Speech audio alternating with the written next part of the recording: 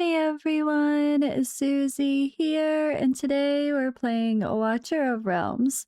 For today's video, I'm gonna read it so you don't have to.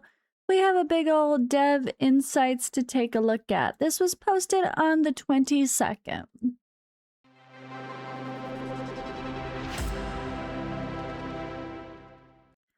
Alright, so yeah, I'm a day late, but you know, it was Sunday, whatever, it's fine. I will have a really fun video coming out probably later today as well.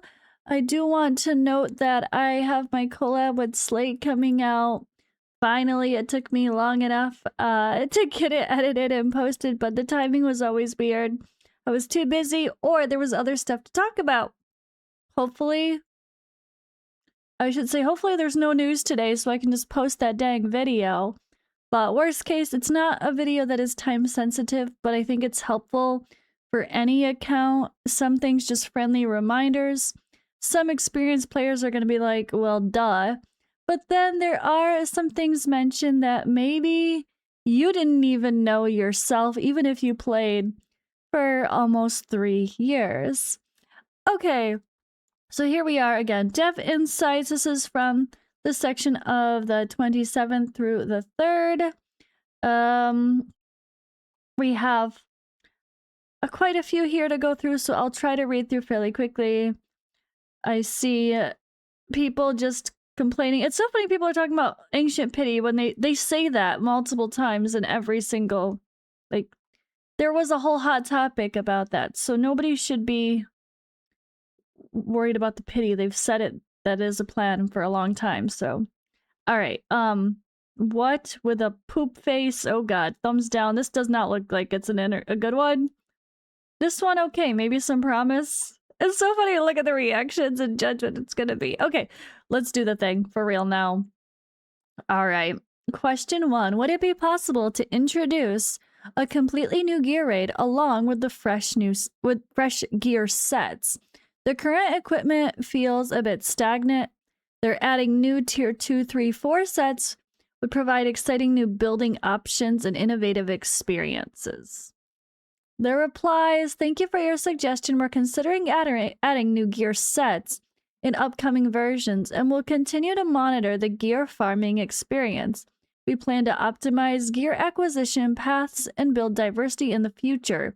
Please stay tuned for official announcements. So no mention of new gear raid planned. I think we have enough to do with the gear raids and the gear dungeons. I mean, I get that that's cool content over time, but you can only have so many dungeons that focus on farming your gear sets. Like, it feels weird to have too many, honestly. You just change them, add new difficulties. I don't know. There could always be the reality of more conditional difficulties, like don't make the boss actually harder, but then maybe you have to complete certain things with only epics or only certain factions that are designed to be good for that gear raid or something. There's always ways to make it more interesting. All right. Question 2. Could the battle power BP in the Forerunner arena be adjusted to match global servers? In testing new heroes and strategies, the lower BP on the test server can lead to misleading expectations for the community. So they say, thank you for your insightful suggestion. The update to synchronize the Forerunner arena with the global arena is in our roadmap with an expected date in our update in May. This will ensure Forerunner arena experience aligns with global servers to avoid misleading strategies. Please stay tuned in the upcoming announcement for specific adjustments. Question 3. Is it feasible to introduce specialized banners for older lords or add them to the Awakening Shop rotation? It's become extremely difficult to obtain duplicates for heroes like Laia, Torador, or even long-time players who have been waiting for over 2 years. So, thank you for your detailed analysis regarding the difficulty of obtaining certain Lord Heroes in Ancient Summoning. We're currently planning a mechanism optimization for the Ancient Summoning pool. Please follow our official announcements for a specific plan. What does that mean? We are planning a mechanism optimization for the ancient summoning pool. I mean, we know the pity. That's probably why people are saying pity. Is it finally coming? All right. Question 4. Could more transparency be provided regarding the Soulstone pity system and drop rules? These seem to be significant disparity in drop rates between accounts of similar age, which makes the current system feel inconsistent. Thank you for your detailed feedback. Currently, the drop rates for Soulstones and Soul Crystals are purely randomized. We understand the disparity between accounts affects the experience. Moving forward, we will continue to optimize the overall balance of drops to reduce significant gaps between individual and improve collective experience. I have to say, I like this new format.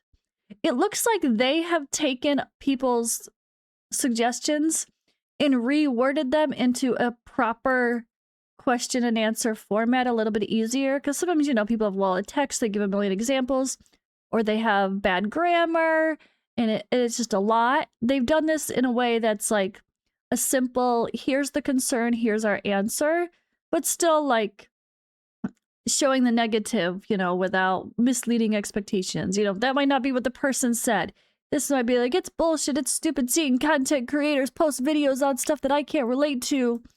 And then you think they're gonna work, and then they don't on the global servers, and it should be changed, you know? Like some like random long thing. It's just like they simplify the question, the context into a question. I like this format, honestly. It's a lot easier to digest. All right, question 5. Would the team consider establishing a clear, predictable path for obtaining reset books? Perhaps through shards and daily logins or the privilege card. The current scarcity makes it very difficult to plan for the endgame needs. Okay, this reminds me of a conversation I had with someone. So, guys, listen up. I want to be like, okay, Suzi, about your question in the comments. So, Soulstones, and then this privilege card. What if Watcher of Realms had a Soulstone as a monthly reward and part of a low spend option? Would that be good or bad? So, like, I've heard people talk in so many different contexts, especially with working for FATELESS, but also with Watcher, with Raid back in the day, with every other game I play, about these type of things. Like, is it good to sell these duplicates for awakenings? Or other situations that are similar? Is it good to sell an awakening? Like, just straight up? But at a low price point that opens the door for more people to buy it? Or does that make it worse because it devalues the RNG side of it and the fact that more people can buy it that spend versus don't spend, have even more access to it? So is it bad? Is it good? Would you guys be happy if Watcher of Realms added a Soulstone to a low end, like a $10 price point? To where, yeah, it's $10. Like in the privilege, imagine the monthly privilege card had quality of life and a Soulstone. Would that be amazing? I think it'd be amazing as someone who's a low or mid spender. Or would it be terrible? It's a conversation that I had when talking about Soulstones with someone like last month. Like, well, what if, because we talked about the fact that people could buy them, and then people freaked out when they did that one time, but it was so expensive. But what if they were cheap? Does that make it better? How would people react if you could buy a cheap Soulstone every month? Or as part of something you're already planning to buy anyway, because it's a great overall experience. I don't know, because there's so much talk of Soulstones here and stuff, so okay. I digress. Or yeah, a reset book. Something of high value. A reset book or a Soulstone in something like a privilege card. See, I don't think a reset book and a privilege card would be good because that is allowing you to build a new hero or use Soulstones and then reset them on different heroes every single month. That's too much for a reset book. But what about one single awakening for a hero? a month.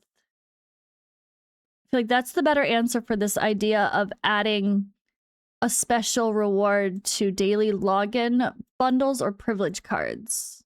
But yeah, I'm sorry that I took a tangent, I know, but that's a really interesting thought. And I literally was talking about this with someone about Soulstones the last week, so it's good timing. Okay, now I will continue with the reply here for question 5. They're saying the current scarcity makes it difficult to plan. Yes. So reset books will be made available in predetermined milestones in line with our version update schedule. We will keep an eye on reset system long term and recognize the need for adaptable resource management. For specific distribution plans, please pay attention in the event announcements. So I think we just want a predictable, as in every single year for the anniversary event, we get a reset book. And every single Christmas, we get a reset book. Job done. That's it. Done. Just I think some consistency is what all people are saying. Establish clear and predictable paths. So, okay, or maybe it's not every Easter because it's so close to, maybe too close to summer, spring, summer. Maybe spread it out. I think Christmas, Frostfall Jamboree, and anniversary event should always have a reset book. And then the events in between for the bigger holidays and fun stuff could have a Soulstone. And sometimes it should be the big versions, and sometimes it should be the small versions of unpolished versus polished Soulstones, right? I think that would be fair because it would spread out how often we get them. Getting 2 resets a year isn't probably not too broken. Or even if they feel like that's too much, only 1 a year, just know every anniversary event we get a reset book. If it's only 1, if that's what they really want to do. We've only gotten 3 so far. But if they could make it just be a little bit more, 2 a year, anniversary event, and Christmas, that's what I think makes the most sense, just so we know it's coming and people can plan accordingly. I know that sounds bad. You don't want people to plan because when people can plan, they don't summon, or they hold resources, or you think they won't spend. But I think people are wrong on that. I think those assumptions are actually wrong. Okay, question 6. Tangent over, but we're going to continue the topic a little bit, so it's kind of. Should a new shard-based system be introduced that allows for the extraction of a single soulstone from a hero? This would allow us to recover resources as the meta shifts, without having to use a full reset book. So that's a decent idea as well. People just want to be able to, I put 1 soulstone into this character, can I get it back? But at the same time, I also understand from the developer perspective, they want you to use those resources wisely. If you can just always get them back, it kind of defeats the purpose of making them special. So making meaningful decisions with impactful resources is a whole part of the game. That is part of resource management. We can't just reset everything all the time. And I actually have to agree with that. And I understand why they don't do reset books all the time. But I also understand that it would be nice to have resets of some of these resources as a special gift every once in a while, a little more frequently than what they are doing. They say, we're aware of the concerns you brought up. We're exploring internally how to maximize the gaming experience over the long run. Kindly keep an eye out for updates regarding this particular situation. Okay, question 7. Is it feasible to have Void Rift Epilogue reset alongside normal Void Rift? This would instantly expand replayability and content for advanced players once the initial completion is done. Say, as a one-time challenge mode, Void Rift Epilogue does not currently allow for resetting. To offer a new challenge experience, we are working on a content update for Epilogue. Stay tuned. I don't want to have to go through and click through a whole other set of Void Rift every month. Every week, I mean. Every month. Every week.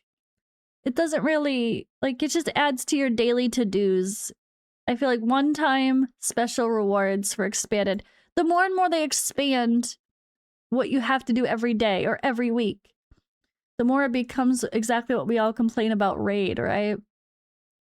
How it's just I don't have 4 hours of my day to really play these games. It's why we're choosing to play a mobile game, because it's supposed to respect your time a little bit better.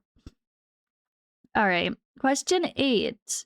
Would it be possible to add divinity skill controls to the autocast settings for heroes like Paratus and Alicia? The timing for these skills is just as critical as their ultimates. And yet we cannot manage them in battle. An auto battle. Oh, okay, interesting. That's true.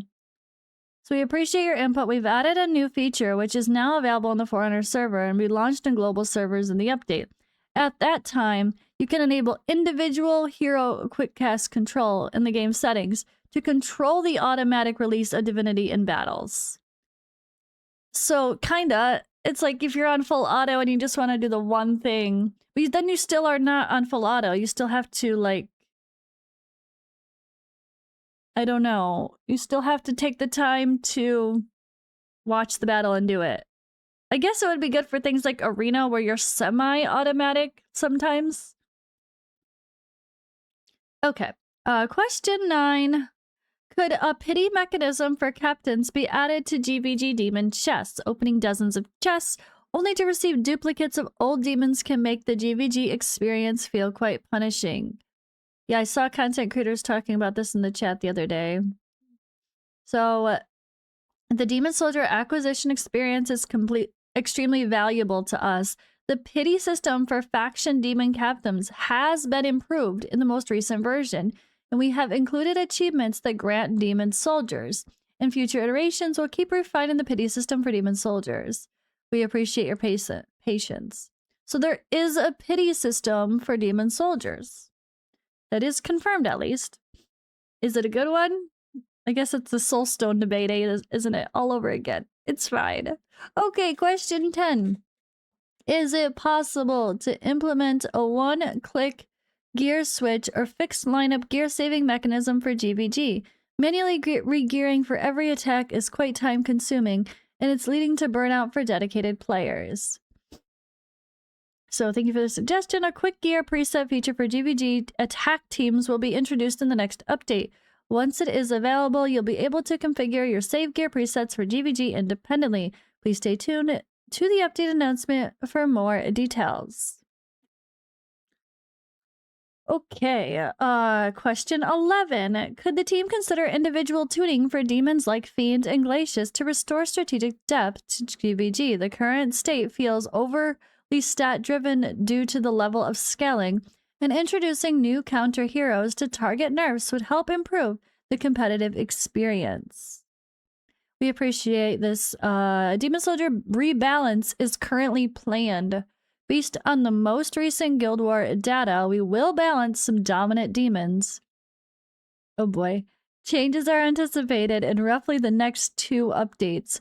Counter heroes will also be introduced in the next 2 versions. We appreciate your attention to GvG environment's health.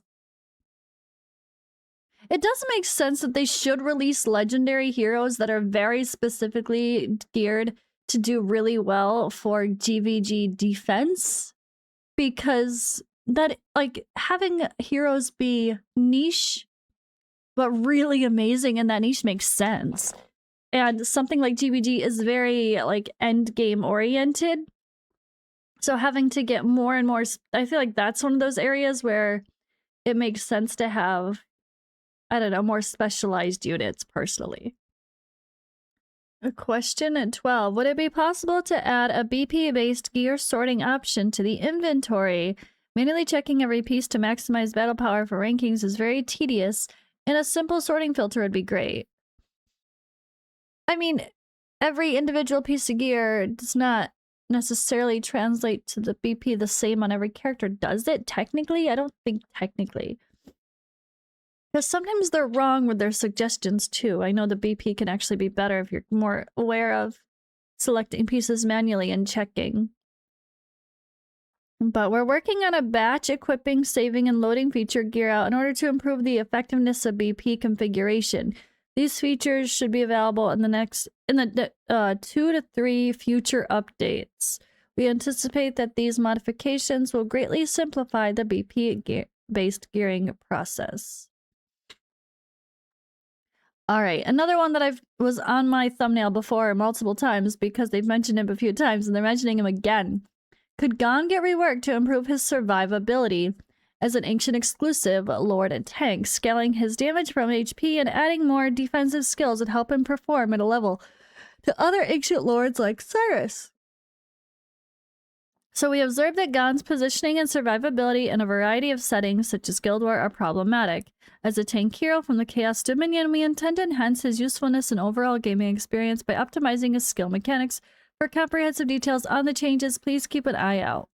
So yes, Gon is getting a buff, just reminding people that that's the case. It already was the case for a long while now, it just hasn't happened yet. Alright. Question 14. Would you consider opening a Sun Wukong banner for all players? They already did. Oh, but the 12-day, the counts are great, but many of us are further along and have never had a chance to summon. So we have plans to rerun existing banners like Sun Wukong in the future. Sure, yeah, some dates. I think that really just comes down to the pick your own. If you really want Sun Wukong, you just gotta pick him when those come back. They can only do it so well, because if they rerun a Sun Wukong banner right now, I mean, they're gonna... a large amount of the player base already has an... okay, maybe not large, but a large amount of the spenders of the player base, or the people that have been playing long term, have an A5 Sun Wukong, and they're not going to summon. Personally, I think that was one that I'm trying to get more duplicates of, so whenever we get a reset book again, I can't get my Soulstones back. But most people that have an A5 Sun Wukong are just going to let it be and not waste a summon. So I think the pick your own banners are way more smart for them financially and for us as players, and everybody wins. All right, question 15. Would it be possible to adjust the amount of artifact fragments from events so players don't have to place first in every single one in the drop period to get 2 full artifacts? So we appreciate your thoughtful recommendation. The goal of exclusive artifact assembly is to assemble the majority for active players to consistently acquire a minimum of 1 artifact. Yeah, I feel like it's not intended to get 2 copies of the artifact. It's intended to actually respect your time and efforts as a player. That's how I take it. Like, hold on, I just realized I was marked for being away still. Sorry. I just laughed because I saw on one my husband DM me and I'm like, my status still says I'm offline, doesn't it? Or do not disturb. It's fine. Okay, what was I even saying? Sorry. I feel like the more I think about the way they do fusions, the more I think it's never intended to get 2 copies, even when you can, if you win everything.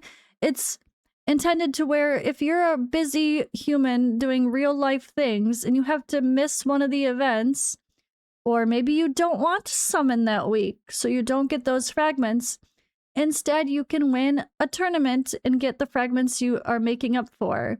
I feel like a lot of it is like just being flexible, allowing people to have opportunities to get fragments in multiple events and tournaments.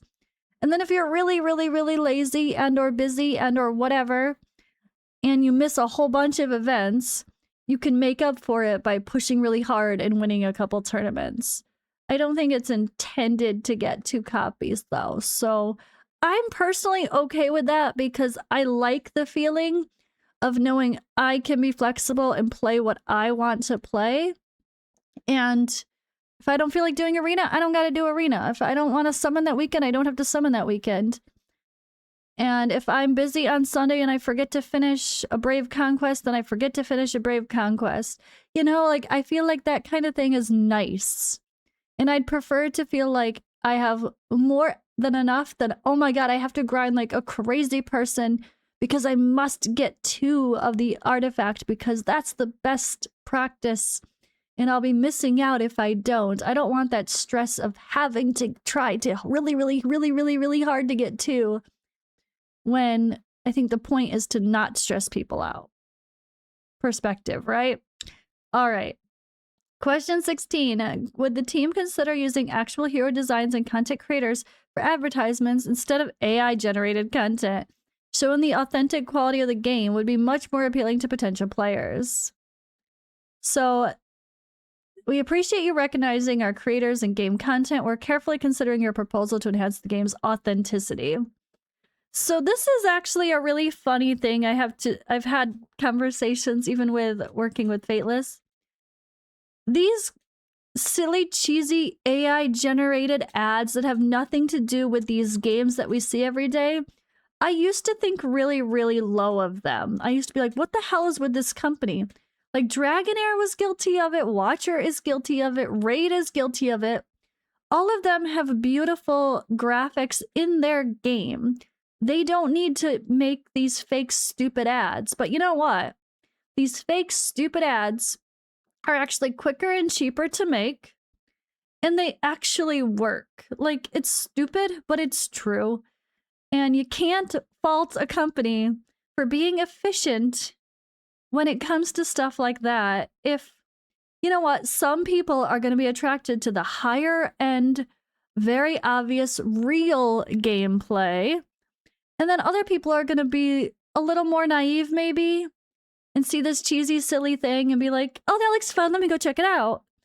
It might not be what the game even is, but it works to get people in the door, unfortunately. So, like, I think I used to be a huge judge of the cheesy, terrible ads, and I still hate them. I still hate them as a player and just, yeah, as a person seeing completely fake ads in games that are beautiful. But I'm trying to be more open-minded to the reasons they use them. And it's not that their game isn't good enough or their content creators can't do it too.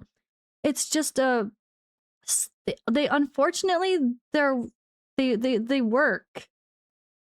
So it might target certain audiences, like maybe such and such side puzzle that does not exist in the game targets a certain demographic, a certain age group.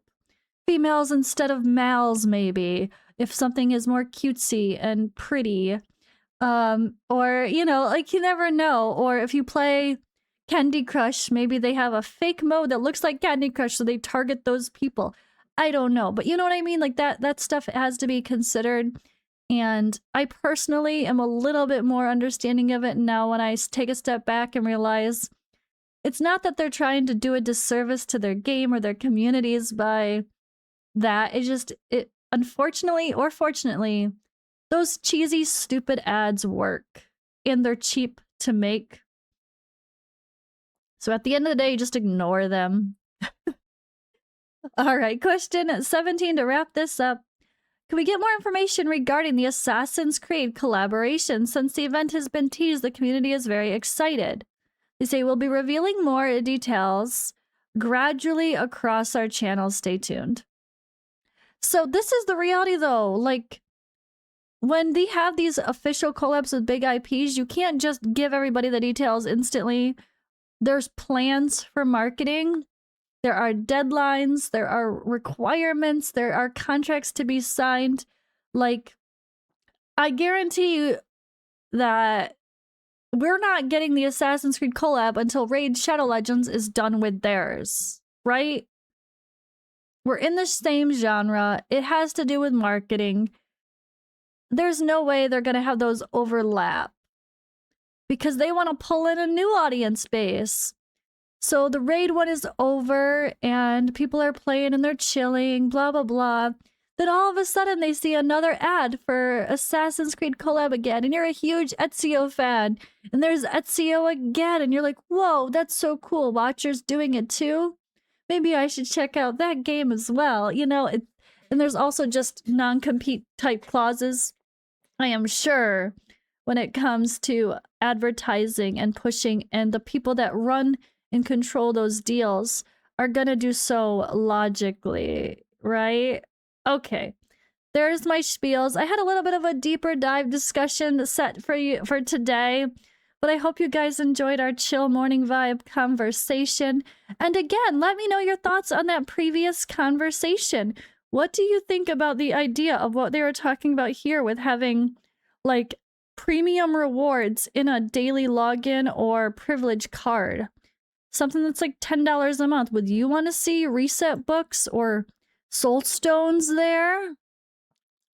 Or is that still too broken and is it still too bad, like it's selling a hero equivalent? Is that too bad or is it better? Is it good? Is it bad? Yeah. Anyway, okay. Thank you guys for watching. I will see you in the next one.